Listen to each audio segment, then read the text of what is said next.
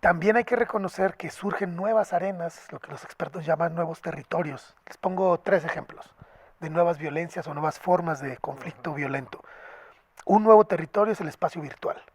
Hace 10, 20 años no hubiéramos pensado hablar del Internet como un territorio. Sin duda, ¿eh?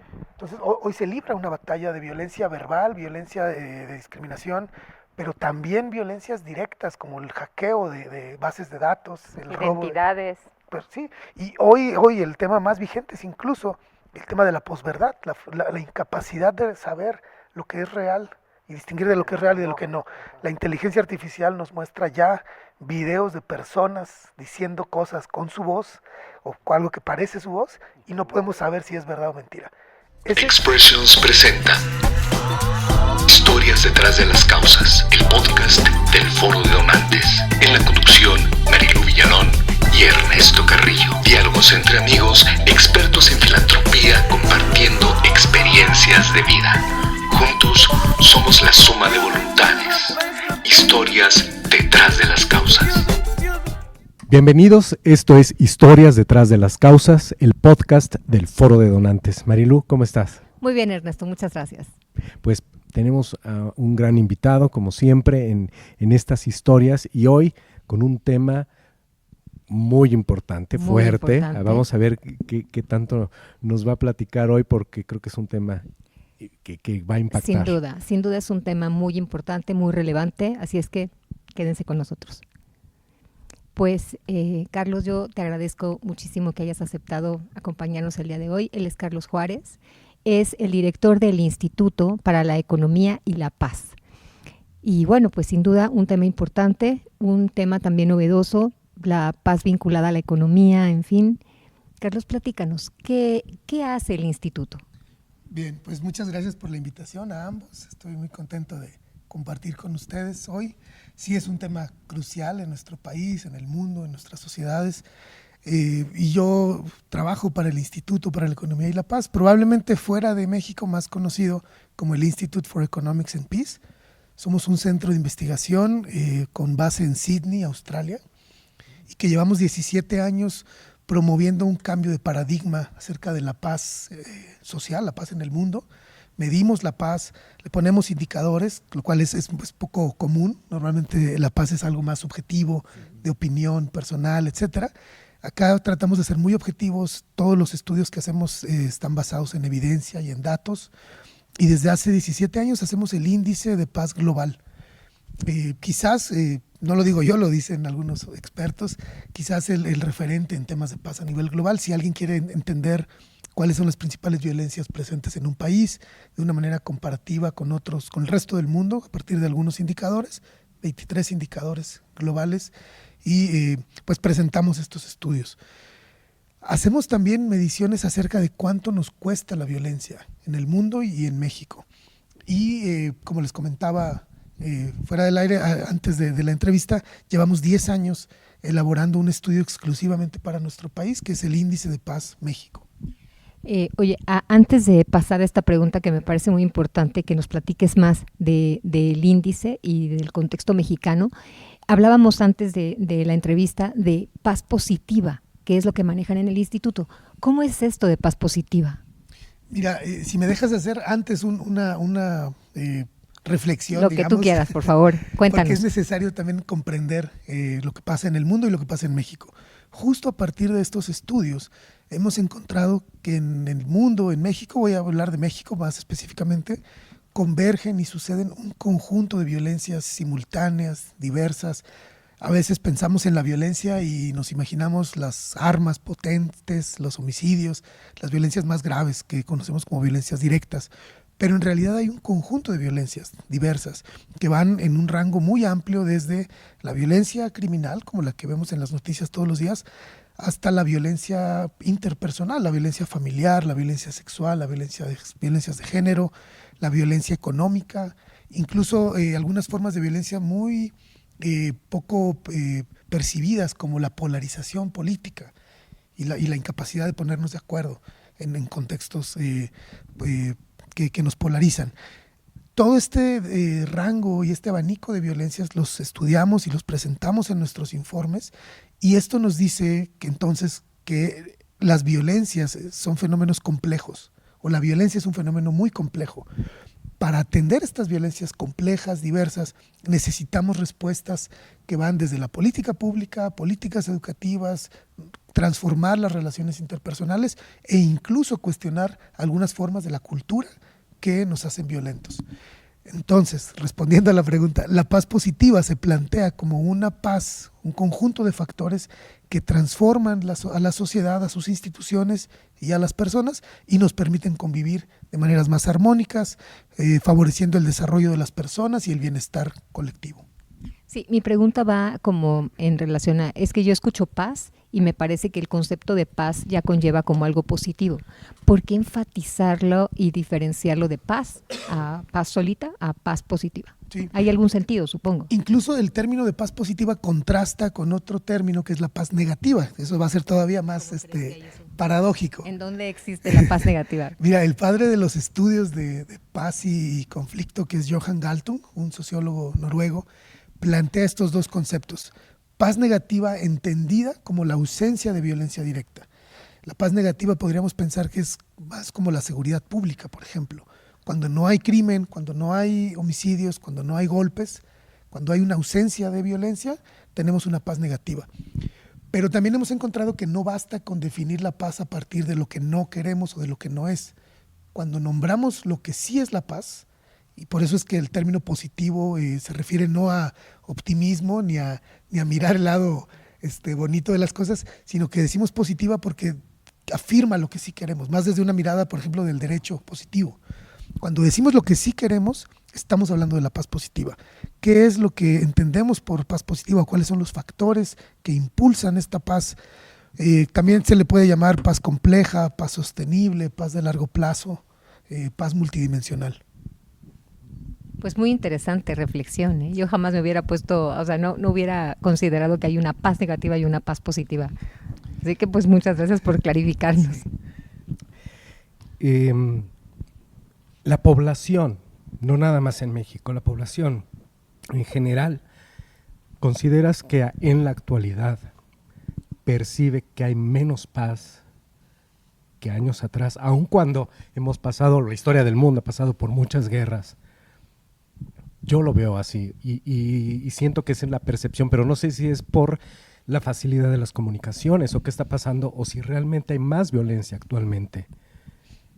Mira, es una excelente pregunta, muy difícil de responder, porque implica la percepción de las personas, implica también estadísticas. Nosotros hacemos estadísticas acerca de las violencias y la paz, y también implica reconocer que no es posible comparar momentos en el pasado con el presente.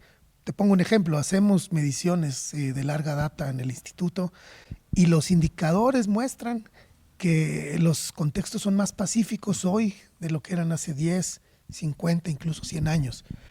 En buena medida porque, bueno, es un mal momento para decirlo, pero parecía que habíamos superado la guerra como tal, que ya habían pasado muchos años sin que tuviéramos conflictos armados tan graves como los que hoy vemos. Lamentablemente hoy sí hay un par de conflictos muy vigentes, muy sangrientos, pero en general se había reducido esta forma de violencia. También hay que reconocer que surgen nuevas arenas, lo que los expertos llaman nuevos territorios. Les pongo 3 ejemplos de nuevas violencias o nuevas formas de conflicto violento. Un nuevo territorio es el espacio virtual. Hace 10, 20 años no hubiéramos pensado hablar del Internet como un territorio. Sin duda. Entonces, hoy se libra una batalla de violencia verbal, violencia de discriminación, pero también violencias directas como el hackeo de bases de datos, el identidades. robo. Pues sí, y hoy el tema más vigente es incluso el tema de la posverdad, la incapacidad de saber lo que es real y distinguir de lo que es real y de lo que no. La inteligencia artificial nos muestra ya videos de personas diciendo cosas con su voz o algo que parece su voz y no podemos saber si es verdad o mentira. Ese es un nuevo territorio, el espacio virtual. Un nuevo territorio yo también diría que es el futuro. Hoy más que nunca nos preguntamos qué va a pasar dentro de 100 años, 50 años con el tema de cambio climático y el deterioro medioambiental. Entonces se está librando una batalla en el futuro, de alguna manera, porque hoy entendemos que las consecuencias de nuestras acciones tienen una repercusión. Esperamos librarla. O sea, es una gran polémica todo esto, ¿no? Sí, pues este territorio es el futuro de nuestros nietos, de nuestros bisnietos y de Sin las duda. siguientes generaciones. Sí, sin duda, sí. Un tercer ejemplo de un territorio nuevo, y es ya más en un sentido figurado, pero el cuerpo de las mujeres se vuelve también un espacio, no trato de cosificarlo, pero en el cuerpo de las mujeres se libra una batalla especialmente liderada por las mujeres, diciendo no puede ser algo sobre lo cual no decidamos nosotras, algo sobre lo que se violente, y ahí se está librando una batalla de género muy fuerte. Te diría entonces, pues la respuesta a lo mejor es la respuesta más sencilla, pero tiene esta complejidad. No podemos comparar el pasado con el presente. Hay nuevas formas de violencias, se reconocen otras violencias que antes no se reconocían y no se medían. Te hago esta pregunta porque, digamos, en nuestra sociedad, en nuestro núcleo cercano, pues siempre habrá la mamá, la tía, el abuelo, que te dices que esto no pasaba antes. Y yo tenía el sueño de, por ejemplo, tengo conocidos que me dicen, yo cuando llegué ya a esta edad, yo tenía la idea de que me iba a retirar y que iba yo a poder salir en carretera, irme de vacaciones. No puedo salir, tengo miedo, déjate tú la carretera, ir al teatro, al cine, a una cena. La percepción es de una inseguridad, pero total. Y no estoy hablando en específico de la Ciudad de México ni de México como el país en general. Hay mucha incertidumbre, ¿no? Sí. Y no estoy hablando de hace 40 años o 100 años, es menos, ¿no? O sea, ¿cómo se ha modificado el tema de la paz en los últimos 10 años, por decirte, ¿no? Y esta percepción, por eso a eso iba mi pregunta, de gente que está viva y que su conciencia de paz hace pocos años era otra, ¿no? Mira, es muy interesante también esto porque por una parte tenemos que reconocer, y es innegable, que hay una crisis severa de violencia. Yo diría que estamos frente a la crisis de violencia más grave de la historia contemporánea de México. Y lleva aproximadamente 18 años. Con esta declaratoria de guerra contra las drogas se desata una serie de violencias graves ejercidas desde actores criminales, desde grupos de delincuencia organizada, y se va expandiendo por todo el país. Por otro lado, esto hay que reconocerlo y es muy, muy evidente. Por otro lado también está esta tentación de la nostalgia hacia el pasado. Antes todo estaba bien, antes sí que había valores, antes los jóvenes sí que eran mejores jóvenes. Y a mí esta parte digo que es una tentación porque me parece que es un espejismo, es una manera de culpar a las generaciones actuales, pero yo diría, lo que hicimos y dejamos de hacer en el pasado es lo que nos trajo al escenario actual. Sí, claro. Si no nos gustan los jóvenes de hoy, hay que preguntarnos quiénes los estamos criando y educando y formando. Sí, responsabilizarnos, ¿no? De qué fue lo que, como dices, qué fue lo que o hicimos mal o dejamos de hacer, y tomar responsabilidad para que no nos vuelva a suceder. Porque los jóvenes de hoy no son los responsables del escenario actual. Somos las generaciones previas. Están viviendo la consecuencia. Exactamente. La consecuencia. Oye, ahorita hablabas del tema del cuerpo de la mujer y todo este tema. ¿Qué está pasando con los niños? Porque vemos a niños que también, hay muchos niños que están aterrados de muchas cosas. Hablábamos de la información, del internet, de la facilidad del acceso, pero digo, oye, antes todo el mundo sabe, los niños tienen que estudiar y jugar y aprender, pero hay muchos niños que viven en un círculo de violencia en su sociedad, ¿no?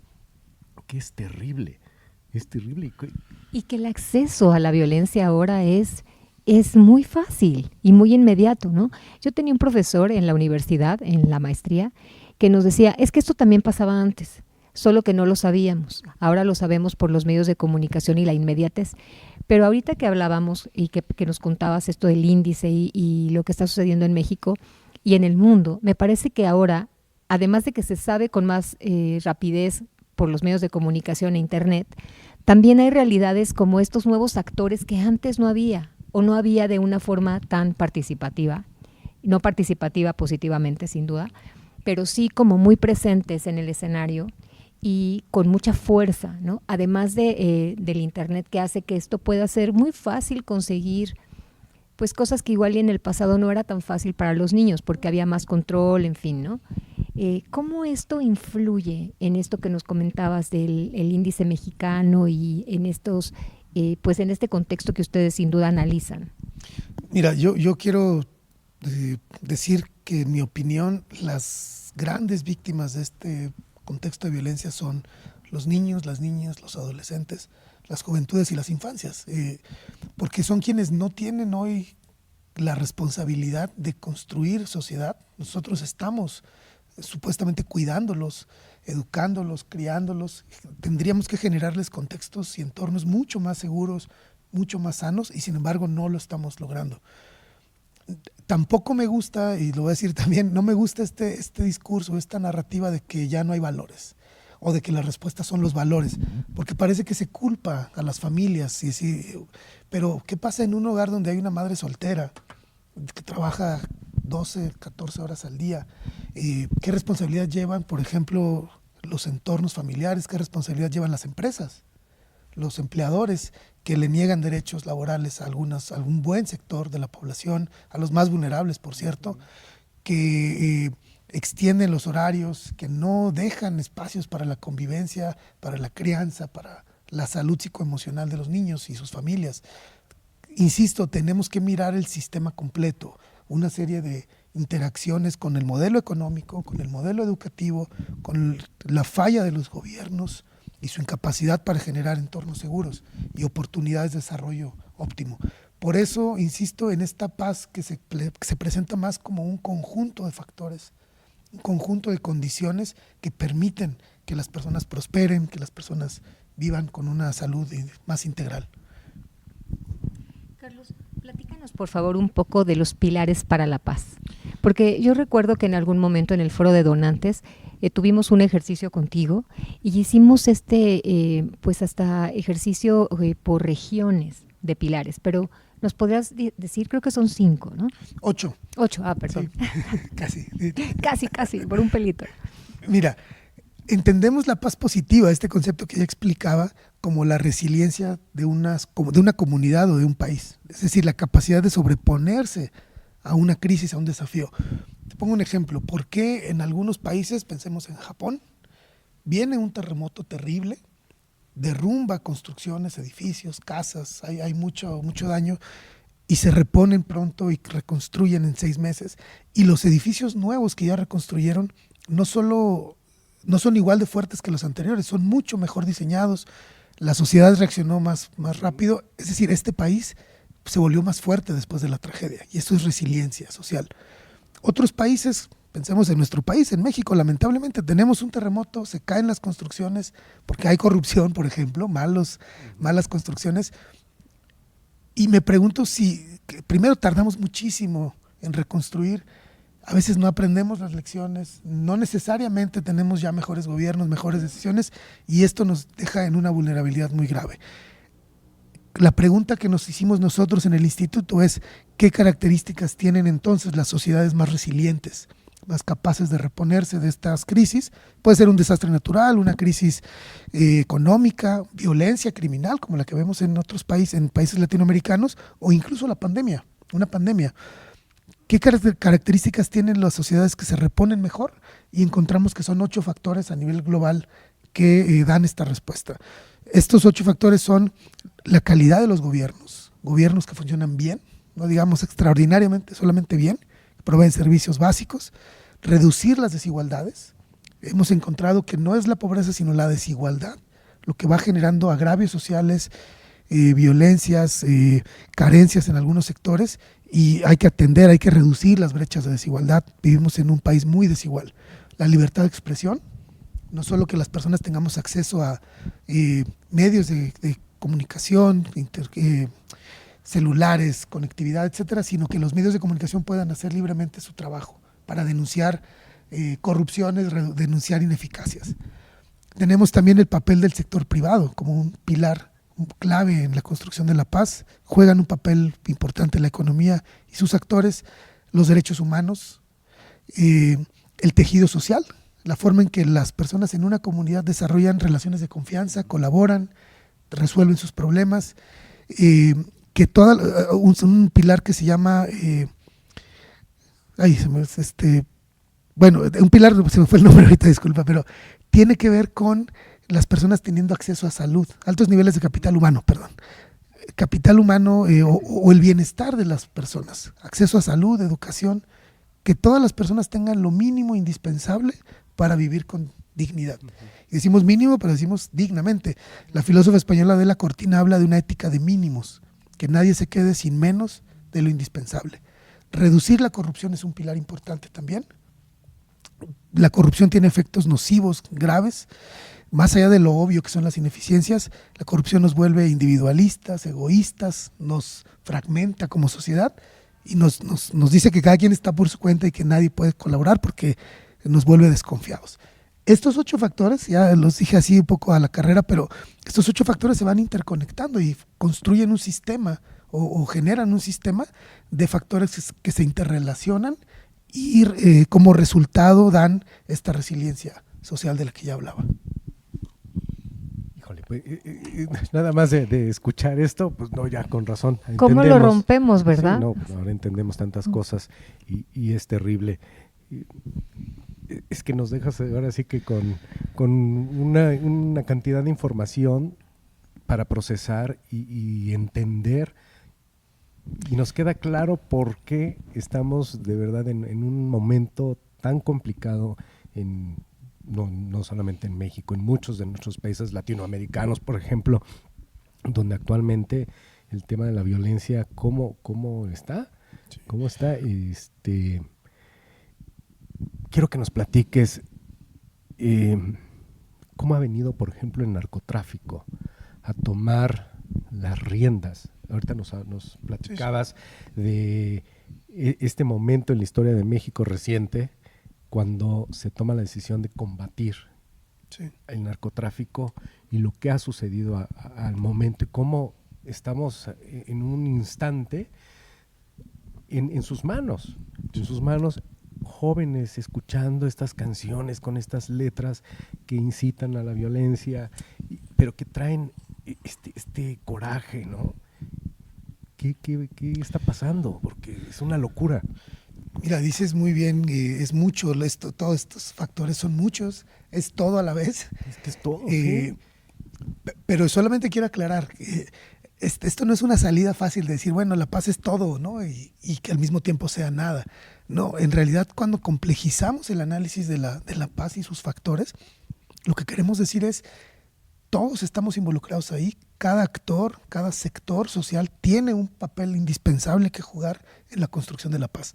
Y esto viene al caso con tu pregunta también que acabas de hacer sobre el narcotráfico, porque hemos pensado por muchos años que la solución al problema de la delincuencia organizada y la violencia que ejercen es pues armas, patrullas, más policía, el ejército, las fuerzas armadas.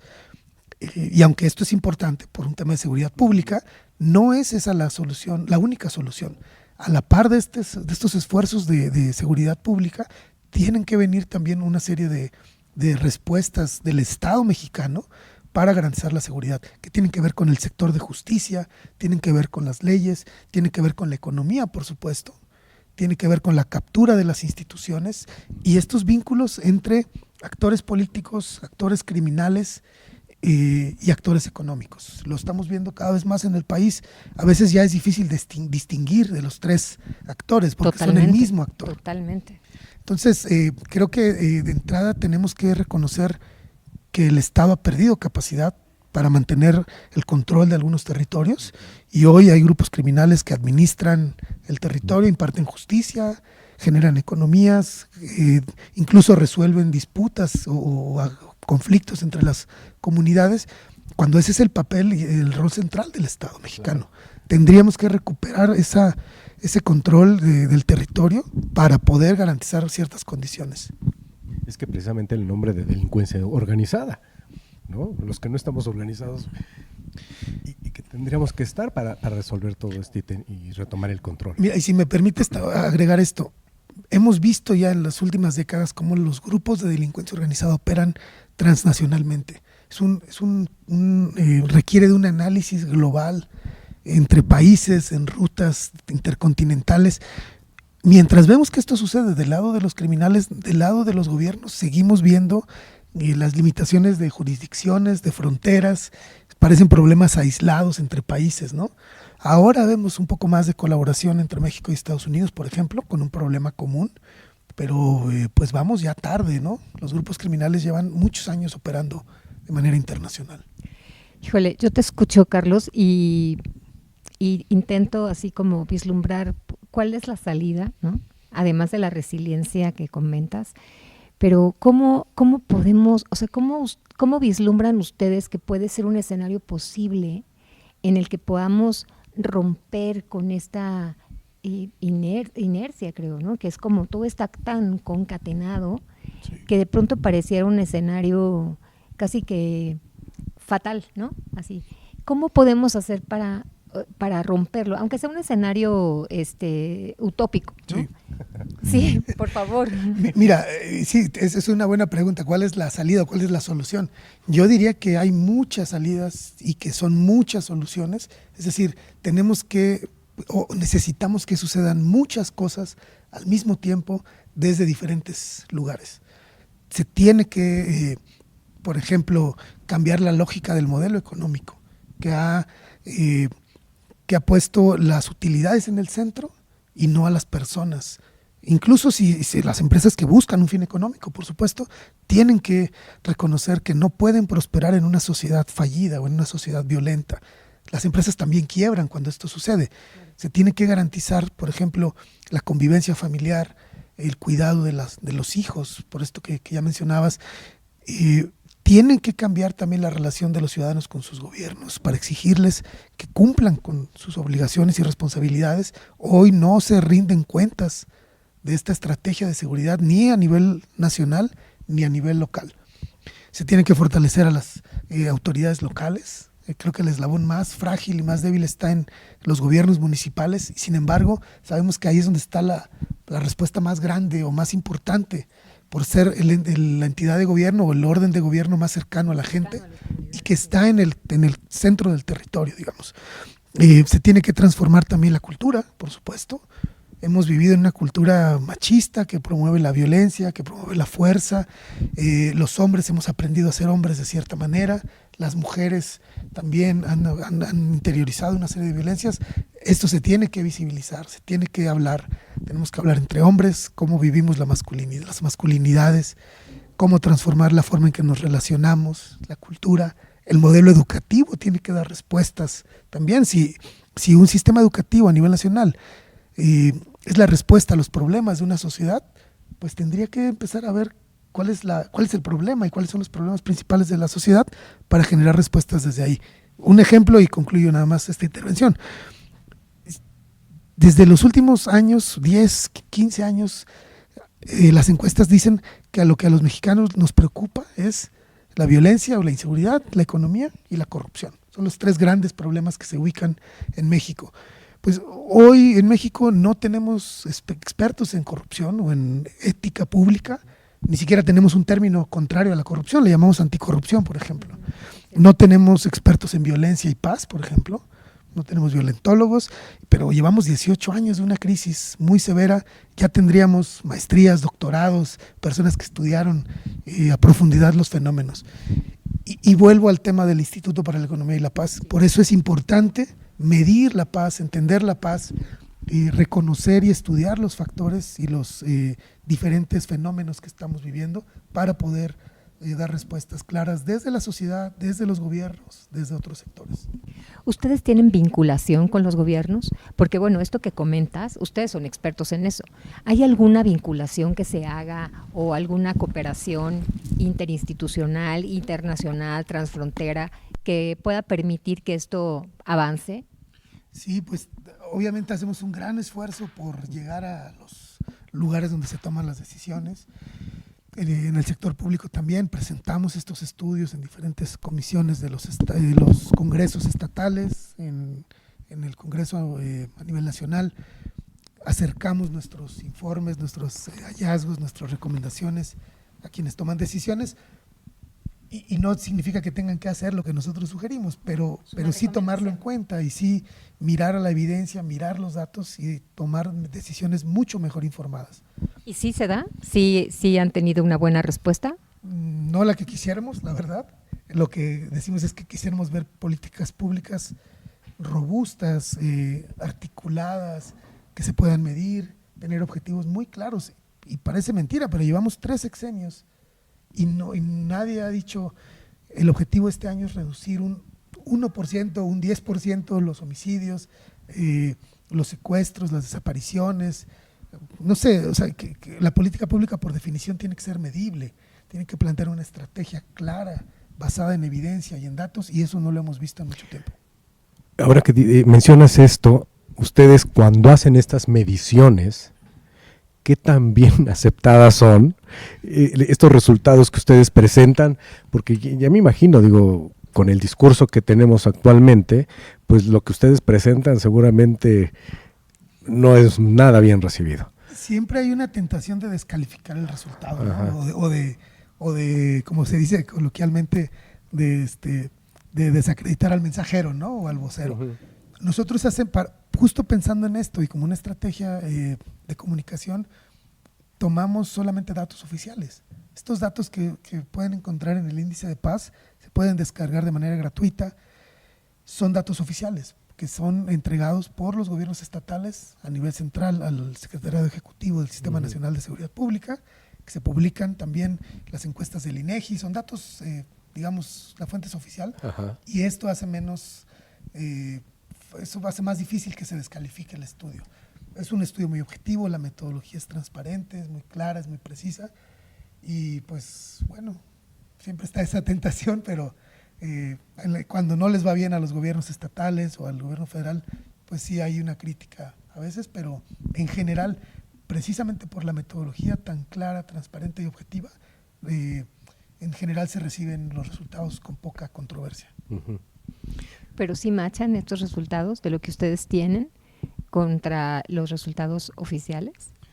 Bueno, los que presentamos son los resultados oficiales, aunque sabemos que en algunos casos, por ejemplo, hay delitos que tienen baja tasa de denuncia. Pensemos en la agresión sexual, en el secuestro, la extorsión, son delitos que se denuncian muy poco. Nosotros lo que hacemos es tomar las cifras de algunas encuestas de victimización, por ejemplo, como el INEGI que publica la ENVE, encuesta de victimización empresarial, o la ENVIPE, que es la encuesta de victimización entre las personas. Tomamos esos datos y donde vemos que hay una distancia muy amplia entre la percepción o lo que la gente reporta y lo que el gobierno reporta, hacemos un ajuste, esto que llamamos la cifra negra o la tasa de no denuncia, y lo ajustamos y le asignamos el número más real. Vemos también que a veces los estados entregan información de muy poca calidad o de muy poca confiabilidad. Entonces, ya no llegamos a juzgar eso, no podemos calificar tampoco la calidad de los datos. Oye, y la tipificación de ciertos delitos que pues no están bien tipificados, entonces desde ahí, pues ya el impacto, el resultado, pues ya no nos salen las cuentas ahí. A riesgo de parecer repetitivo, cuando hablamos de un enfoque sistémico, tenemos que entender, o tenemos que, sí, nos referimos a que hay que abordar el sistema completo. Ajá. Parece que nos hemos enfocado en la parte de seguridad pública, insisto, y hemos dejado abandonado el sector, el sistema de justicia, por ejemplo. Hemos dejado abandonada la legislación. No llamamos a rendir cuentas a los congresos, a los legisladores y legisladoras. No llamamos a rendir cuentas al Poder Judicial. Están abandonados de la atención pública, pero también presupuestalmente. Hemos visto, y lo pueden consultar en el estudio de este año, hemos visto un incremento muy alarmante en el gasto y la inversión en Fuerzas Armadas, mientras que va cayendo de manera muy estrepitosa la inversión en el sector de justicia. Tenemos los entes que imparten justicia colapsados, abrumados, rebasados, con pocas capacidades, y esto tiene que ver con toda la cadena de factores que forman este sistema. No hablemos del sistema penitenciario, las cárceles, que también es otro gran tema que está muy abandonado y muy descuidado. Yo quiero preguntarle algo. Si yo le tuviera que pedir aquí a nuestro querido amigo que me sugiriera, que yo digo, yo ya me quiero ir de aquí. Quiero vivir tranquilo con mis hijos, con mi familia. ¿A dónde me sugeriría? Australia, amigo, ¿A Australia. dónde nos vamos? Porque, y no me estoy refiriendo en mi país, porque de verdad hay mucha gente que lamentablemente se quiere ir de aquí. A nivel internacional, ¿en qué posición estamos y dónde está bien la cosa? Sí. Porque luego para donde voltees dices, no estamos tan... Mira, esa es una pregunta muy recurrente que nos hacemos todos, ¿no? Yo tengo... Vamos a seguir jugando. Sí, está bien. Esta es una pregunta recurrente que nos hacemos todas las personas, sobre todo quienes tenemos familias, ¿verdad? Quienes estamos educando hijos. La respuesta concreta podrías encontrarla en los estudios que hacemos. Te diríamos, pues la región, este año que medimos, la región más pacífica en el mundo es Europa, como cada año desde los últimos 17 años, aunque también tiene sus violencias presentes. Y en México pues hay algunos estados que se destacan por tener bajos índices delictivos. En el número 1 de la lista está Yucatán, consistentemente. Sin embargo, yo te diría, y yo sé que es una pregunta, es un ejercicio nada más, pero yo le diría a quienes nos escuchan, no se vayan de su ciudad, no se vayan de su comunidad, quédense a trabajar justamente en esta resiliencia. Porque yo soy de Acapulco y hace 15 años la gente en Acapulco se hacía esa pregunta, ¿a dónde nos vamos? Vámonos a Guanajuato, vámonos a Zacatecas, vámonos a Quintana Roo, a Jalisco, a otros estados. La violencia te alcanza allá también. Y las ciudades, y eso lo tenemos que tener muy claro, no son desechables. Las comunidades no son desechables. Uno de los factores que más ha lastimado y que ha generado estas olas de violencia es el desarraigo de las poblaciones en sus territorios. Y esto va mermando la confianza, va mermando la colaboración, va generando problemas como el hacinamiento, la falta de servicios públicos, la falta de empleo, etcétera. Y esto tiene que ver con estos movimientos migratorios internamente, el cambio de ciudad a partir de esta pregunta, ¿no? ¿A dónde me voy que sea seguro? Yo diría mejor comprometámonos con nuestras comunidades, trabajemos en la resiliencia social de nuestros entornos, en estos 8 pilares, y pues esperemos a que mejore la situación, porque vemos un ciclo de violencia. Una y otra vez, lugares que eran seguros se vuelven inseguros. Chiapas es un ejemplo que vimos este año, por ejemplo. Chiapas es un ejemplo devastador. A ver, esto me parece muy interesante. ¿Qué le dirías a un ciudadano, a una mujer como yo, que está en su lugar, que no me quiero ir de mi ciudad, me gusta mi ciudad? ¿Cómo es trabajar en la resiliencia? ¿Cómo podemos, bueno, no solo a mí, cómo podemos los ciudadanos trabajar en la resiliencia, así con acciones como muy puntuales? Mira, y creo que ese es uno de los puntos más potentes de este enfoque. Cuando nos toca la violencia de cerca, cuando vivimos con miedo, como tú mencionabas, la pregunta es ¿a dónde me voy? ¿No? Porque antes nos preguntábamos, o porque antes ya nos habíamos preguntado ¿qué puedo hacer? Y la respuesta es yo no puedo hacer nada, entonces me voy, me escondo, me aíslo, huyo de la violencia. Este enfoque de paz positiva, de estos 8 factores que ya te mencionaba, lo que hacen es darnos varios caminos de incidencia, de trabajo. Y ante la respuesta de qué puedo hacer yo, pues un simple ciudadano, yo no me voy a armar, no voy a perseguir delincuentes, no puedo, no quiero, no me corresponde. No voy a arriesgar mi vida. No, claro que no. Este enfoque de paz positiva nos da caminos seguros de participación. Por ejemplo, trabajar en la educación, mejorar las relaciones interpersonales en nuestros entornos inmediatos, organizarnos, exigirle cuentas a nuestros gobiernos que nos informen cómo se están gastando el dinero, obviamente resistir la tentación de participar en la corrupción.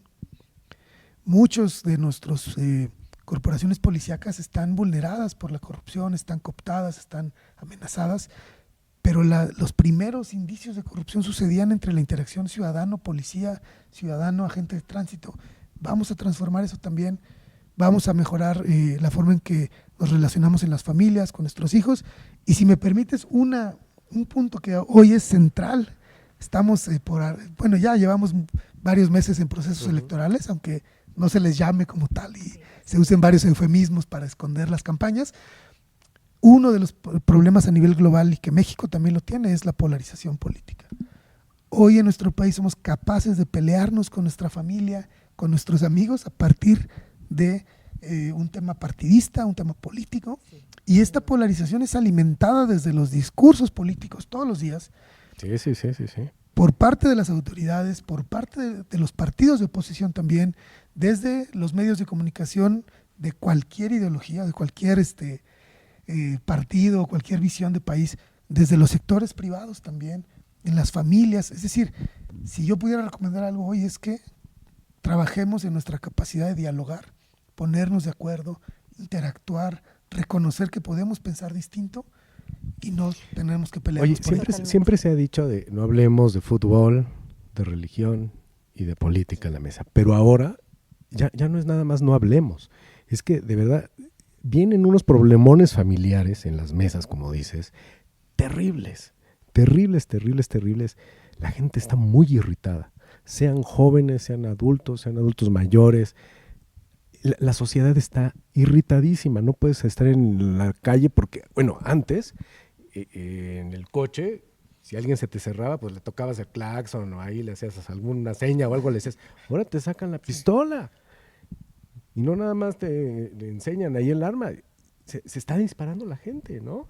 Es terrible la violencia. Quiero saber, en este sistema social de violencia, ¿qué tanto tiene que haber en las grandes urbes, por ejemplo? Ahora una cosa que ha venido moviendo en las grandes metrópolis y que suena mucho por todos lados, que es la gentrificación. Esto ha venido a aumentar la violencia, de cómo van saliendo los habitantes originarios de esas colonias como las conocemos aquí en México, de estos barrios por la gente extranjera nueva. ¿Qué tanto este movimiento de la sociedad del mundo, que se mueven de unos países a otros, cómo ha fomentado la inconformidad? Porque si mi colonia o mi barrio ahora tiene una mayor plusvalía y yo, que nací ahí, ya no tengo para pagar y me están sacando para que yo me vaya a vivir a otro barrio donde voy a tener otro tipo de casa habitación o de departamento, otro tipo de calles, donde voy a tener... Otro tipo de vida, te cambia todo, te aleja. Esto además. Que tanto está fomentando el tema de la violencia, está acabando con la paz de nuestras familias. Mira, hace un rato preguntabas a qué país me voy, ¿no? Para vivir seguro. Que sigo esperando. Lee el reporte, amigo. Tienes que leer el índice. Nos preguntamos a qué ciudad me voy. Bueno, en las ciudades nos preguntamos a qué colonia me voy, a qué barrio me voy, que sea seguro. Creo que se entiende, es normal tener este pensamiento, pero también es cierto que nos asumimos como personas o como actores pasivos en ese sentido. Es decir, yo voy a ir a vivir ahí, quien puede pagar, paga lo que haya que pagar para vivir seguro. En realidad lo que sabemos es que estos procesos que tú acabas de descubrir de gentrificación en algunos espacios funcionan como burbujas, como espacios que se blindan. Es este fenómeno de la calle cerrada con una reja, ¿no?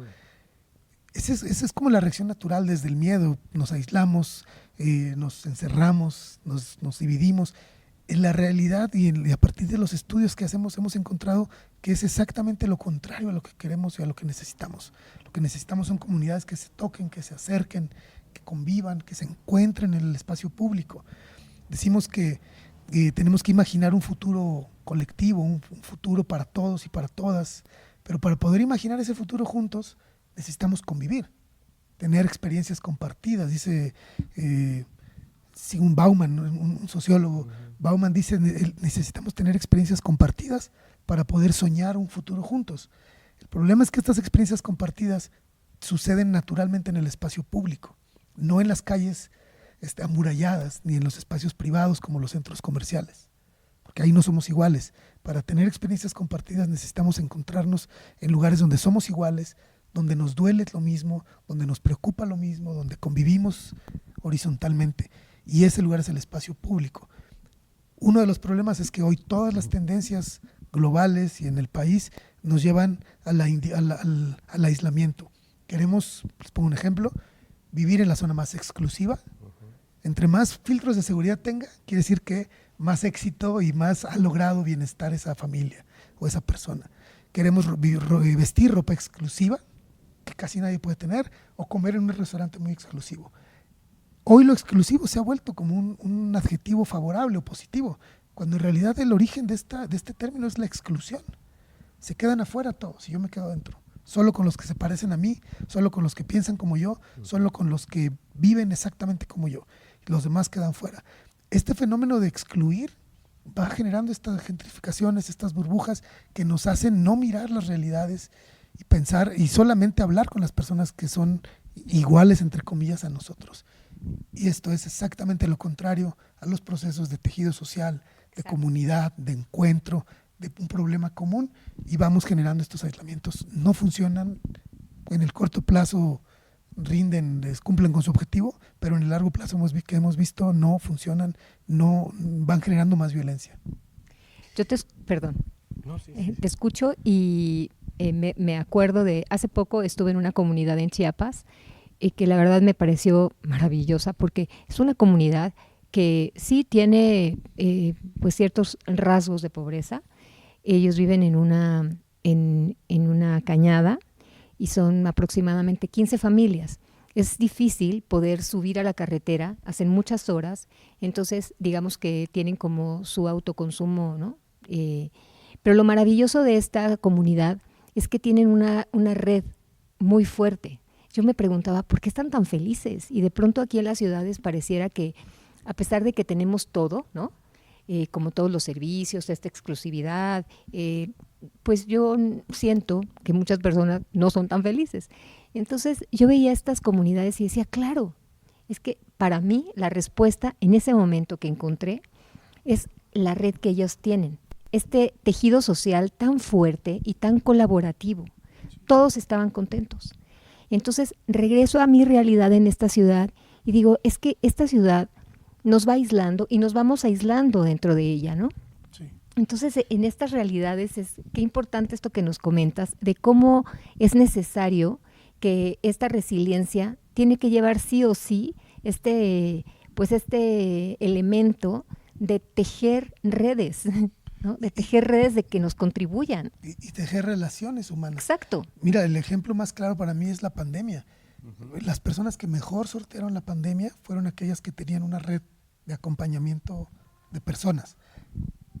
Tener mucho dinero siempre ayuda, pero en este caso no fue lo fundamental. Las personas que tenían a alguien que pudiera apoyarse, escucharles, interactuar de algunas maneras en medio del aislamiento, fueron las que lograron mejores salidas a la pandemia. También sabemos, y hay algunos estudios sobre el tema de salud mental.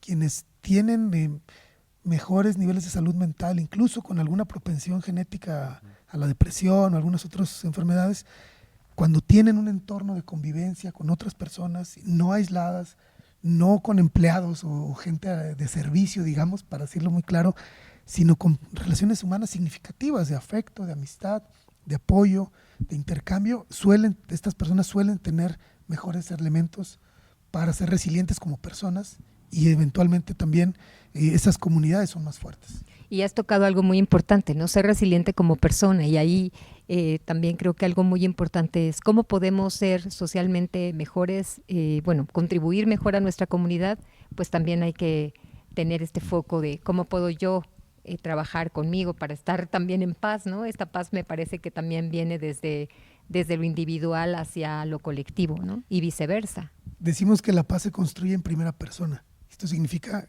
tengo que revisar yo mis propias violencias, qué tengo que transformar yo para poder entonces construir la paz afuera, ¿no? Parece muy trillado, ¿no? Con esto del cambio de uno mismo, pero es cierto.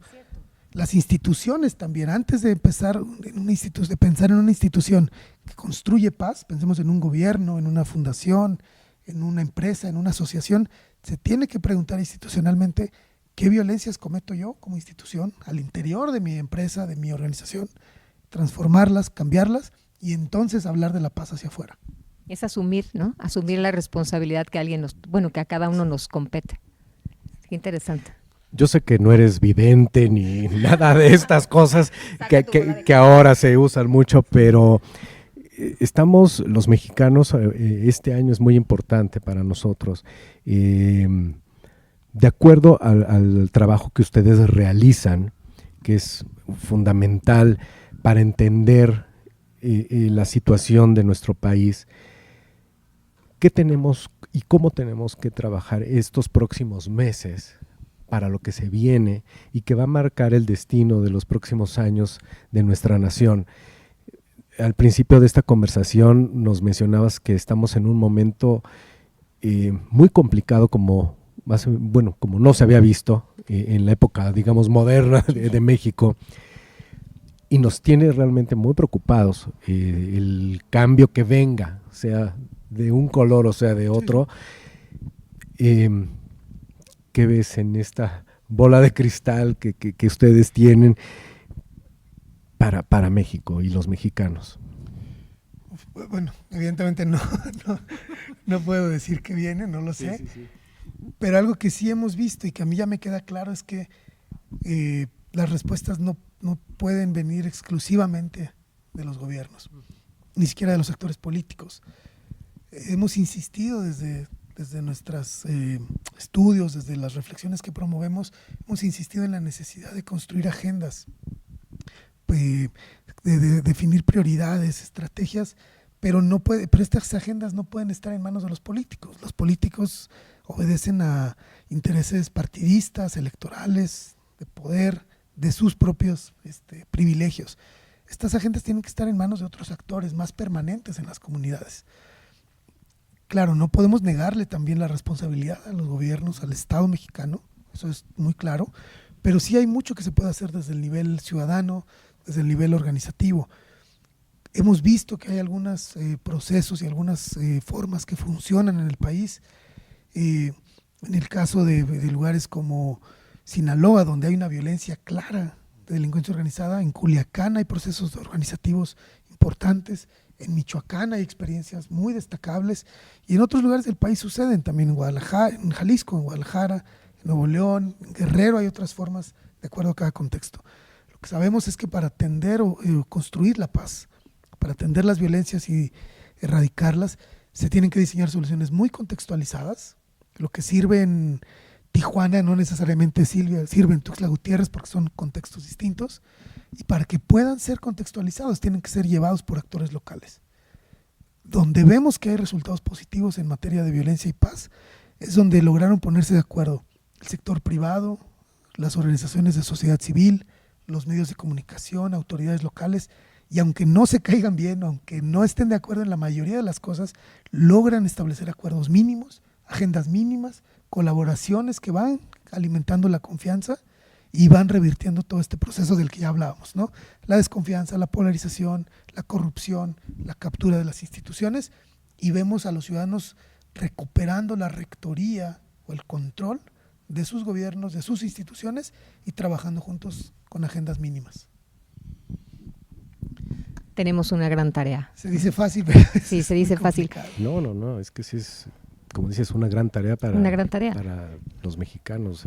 Bueno. Pero aquí me regreso al tema que hemos abordado durante pues ya varios, diría 2 años de manera más consistente en el Foro de Donantes, y es las alianzas. Qué importante esto que nos dices. O sea, qué importante el tejer estas alianzas entre actores para poder tener el conocimiento del entorno y ver qué soluciones comunes se pueden encontrar, ¿no? Mira, es como yo escucho esta pregunta recurrentemente. ¿Qué puedo hacer yo? Yo quiero participar, pero no sé cómo participar. Soy una iglesia, soy una empresa, soy una escuela, soy un padre o madre de familia. Y yo lo que estoy viendo constantemente es como si cada actor tuviera una pieza de un rompecabezas.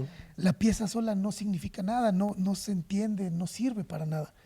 Solamente sirve en la medida en la que se van uniendo. Y yo digo, mira, yo tengo esta pieza, yo tengo este rol, yo tengo esta posibilidad y estos recursos como sector privado. Yo tengo este otro recurso como medio de comunicación, yo tengo este otro recurso como sistema educativo, como escuela, como profesor, profesora. Y entonces cuando los actores empiezan a encontrarse, a vincularse, a trabajar juntos, a dialogar, es que este rompecabezas va tomando forma. Claro. Y ya se ve mucho más claro hacia dónde se puede avanzar. Sí, es que ahorita lo que mencionas justo me surgió a mí, por eso la pregunta, porque ustedes son la fuente que nos proporciona esta información, estos resultados de este estudio, bueno, ¿ahora qué hago con esto? Por un lado tengo esta información, por el otro lado la problemática, pero yo como ciudadano, ¿qué puedo hacer? No nada más por mí, por mi comunidad, por mi país, ¿no? Entonces, sí, ahí es donde queremos sumar esta pieza del rompecabezas. Una pregunta que también es muy común, ya lo decía, esto de ¿qué puedo hacer yo?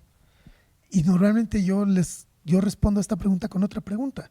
Bueno, ¿qué puedes hacer tú que nadie más puede hacer? Cuando yo me hice esta pregunta como director de este instituto y esta labor tan importante que yo tengo a mi cargo, por decirlo de alguna manera, la respuesta que yo me di es que mi respuesta tiene que ver con mis hijos. Porque el trabajo que yo hago como director de un instituto lo puede hacer otra persona, pero la educación de mis hijos, la crianza de mis hijos, solamente la puedo hacer yo, por ejemplo. Entonces, ahí tengo yo una responsabilidad primaria, prioritaria para mí, porque a esos niños nadie más los puede criar. Sí, soy el único papá que tienen, ¿no? Claro. Entonces, cuando la empresa se hace esa pregunta, ¿qué puedo hacer yo? Pues tú eres el único patrón de tus empleados, por ejemplo. Con ellos puedes empezar a trabajar. Luego te puedes vincular con otros actores. ¿Qué puedo hacer yo como párroco de una iglesia? Bueno, pues la feligresía, los asistentes o los participantes de la comunidad de fe, solamente es el único líder religioso que tienen. Entonces, habría que reflexionar, no hay una respuesta, hay muchas respuestas, pero habría que reflexionar sobre qué papel puedo jugar yo, que nadie más puede jugar, porque ahí es donde está, creo que, el valor más importante del trabajo por la paz. Bueno, y ahí ya nos dejas una tarea, porque no es nada más como, o sea, si yo soy la responsable de la educación de mi hijo, ¿no?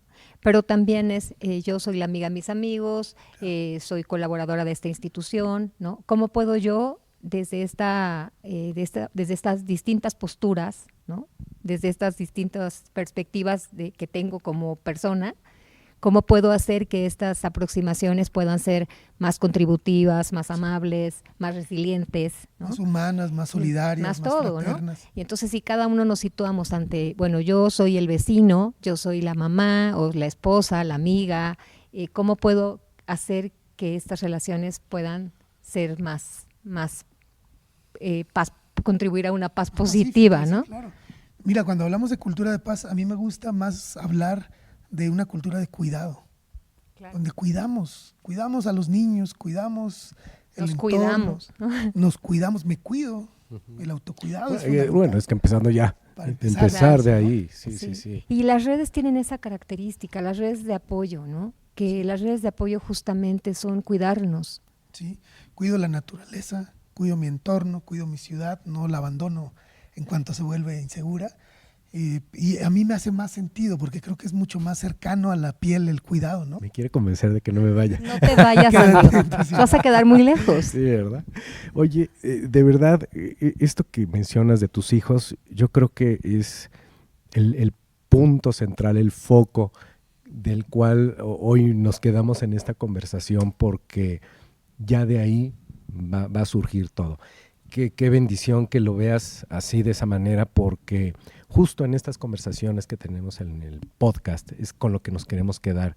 Estas historias detrás de las causas, que justo con este comentario queda perfecto el título de este podcast, lo que te ha impulsado a ti. Generalmente siempre les preguntamos, bueno, ¿cómo encontraste ese trabajo? ¿Cómo fuiste a dar ahí? Ya no lo explicaste, cómo llegas ahí, por qué estás ahí, cuál es tu misión en la vida, y permeando hacia tus hijos, cómo vas a proyectarlo hacia tu nación, ¿no? Porque ellos a su manera, con sus amigos, cuando crezcan y tengan sus hijos, lo harán, ¿no? Y todos tenemos que ir haciendo esta labor, esta charla. A un principio decía yo, híjole, ¿qué nos va a hablar? Porque el tema de la paz es algo tan anhelado, y en este momento tan complicado es algo que hasta nos da miedo decir, híjole, ¿tengo o no tengo paz? Luego no sabemos valorar lo que realmente tenemos, ¿no? Y de verdad ha sido un agasajo esta conversación. Nos alivia en cierto momento, da alivio lo que nos compartes. Y nos responsabiliza, claro, ¿no? También. Exactamente lo que iba a decir. No es que nos den, o que nos dejes así como, ay, Dios mío, con este miedo. No, nos ayudas a tener los pies en la tierra y activar, hacer algo, tener acción, ¿no? Claro. Sí. Sí, y es que frente a estos entornos, a estas noticias, a esta realidad que vemos todos los días, que es muy abrumadora, es muy fácil caer en la desesperanza. Claro. Todo el tiempo. Sí. Entonces, creo que saber que algo podemos hacer nosotros, que algo puedo hacer yo, ya va activando las energías, va cambiando la forma de mirar el entorno. Y claro, hay que hacer también la tarea de exigirle a los gobiernos, de denunciar las injusticias, ¿no? De combatir las desigualdades. Pero cuando uno empieza a tomar control de un espacio mínimo, como las relaciones propias, interpersonales, lo digo por experiencia, empieza a cambiar la percepción del miedo, se vuelve ya más, se alimenta la esperanza, se van encontrando caminos que son mucho más viables. Sin duda. Yo me voy con dos reflexiones. La primera es que cuando dejamos todo al entorno, ¿no? Y entonces, pues esto es abrumador, amenazante, ¿no? Y cuando asumimos esta responsabilidad que nos comentas y todas estas recomendaciones que agradezco mucho, porque entonces ya nos llevamos como claro, yo sí puedo hacer esto, ¿no? Entonces ya tengo una responsabilidad y ya no es esto que se me viene encima, sino yo ya tomo pues este cargo, ¿no? Y que yo puedo contribuir a que esto mejore. Eso por un lado. Y por otra, siempre decimos, ¿no? En el podcast, nuestro lema es historias detrás de las causas. Y yo hoy me voy también con las historias de las personas, ¿no? Las personas detrás de las historias. Y te agradezco mucho que hayas estado aquí el día de hoy con nosotros. Por supuesto, agradezco el quedarnos también con que todos podemos ser más resilientes. Claro. Compártenos, por favor, el índice, en donde lo podemos encontrar. Todos tus datos, Ernesto, sí, por sociales, favor, tus redes. Para todos los que queremos consultar esta información. Pero no para que se vaya, para que se quede y para que sea más resiliente. Sí, claro. Mira, el índice de paz se puede descargar de manera gratuita en indicedepazmexico.org. O se puede buscar índice de paz y aparece en un montón de lugares de descarga. Nos pueden seguir en las redes sociales del instituto, en X, antes Twitter, @índice de paz México. Estamos en Facebook también como Institute for Economics and Peace. La verdad somos de fácil acceso porque difundimos mucho nuestros contenidos. Todo es gratuito. Podemos plantear capacitaciones, charlas. Hacemos mucha difusión de nuestros contenidos. Y pues como ya vieron, da para mucha conversación esta paz compleja y esta paz tan amplia, ¿no? Ojalá que una vez que ya estemos en otro momento político de México, podamos tener una conversación, porque sería muy interesante ver el cambio. Cómo ustedes en sus estudios ven el cambio que va teniendo nuestro país, que yo espero que sea para bien. Muchísimas gracias por esta charla. Esto fue Historias detrás de las causas, el podcast del Foro de Donantes de CEMEFI. Marilu, muchísimas gracias. Gracias, Ernesto. Gracias, Carlos. Muchas gracias. Muchas gracias. Gracias a ustedes por seguirnos.